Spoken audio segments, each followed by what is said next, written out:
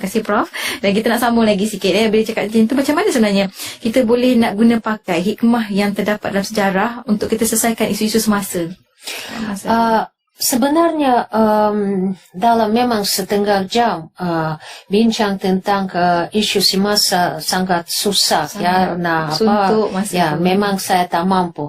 Tapi at least saya boleh merujuk kepada beberapa buku yang mengandungi jawaban kepada soalan tersebut. Di antara buku yang berkaitan dengan cabaran masa kini ya, dan patriotisme.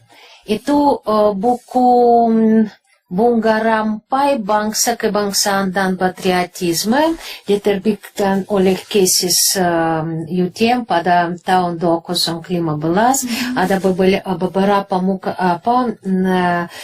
makalah yang membahaskan perkara tersebut.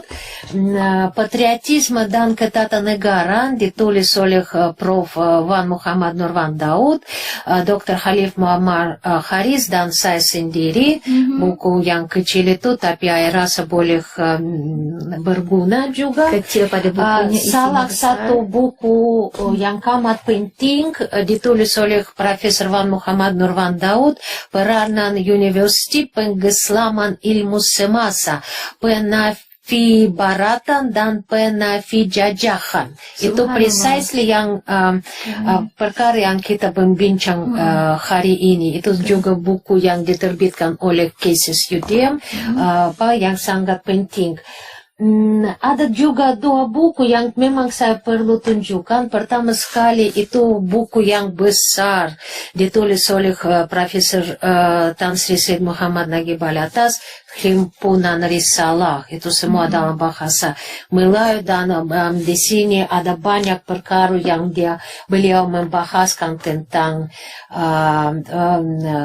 masalah masa kini. So sila merujuk juga kepada buku itu. Buku itu juga ada di perpustakaan IKIM.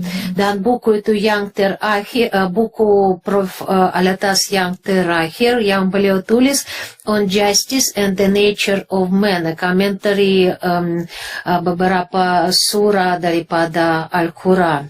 Yang buku ini juga diterbitkan oleh IBFIM ya, dan Kesis pada tahun 2015. Di sana beliau menjelaskan tugas para ulama, keeper of trust ya, dan para pemimpin, possessor of commands.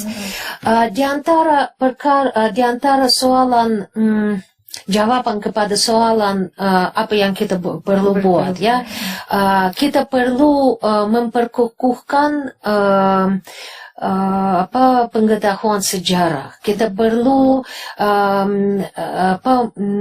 memasukkan dan menilaikan lebih tinggi sejarah dalam sistem pendidikan kebangsaan. Salah satu cara buat itu menilaikan secara sewajar tokoh-tokoh yang tahu, keeper of trust ya, yang menyimpan hakikat macam Prof. Alatas ya, dan membina institusi yang boleh mendidik bukan hanya orang yang berpendidikan atau pekerja yang baik, tapi manusia yang baik, warga negara yang baik ya. Dan salah satu institusi yang pernah wujud di Malaysia ya, itu ISTEC. Sangat dekat dengan IKIM. Ya, ISTEC.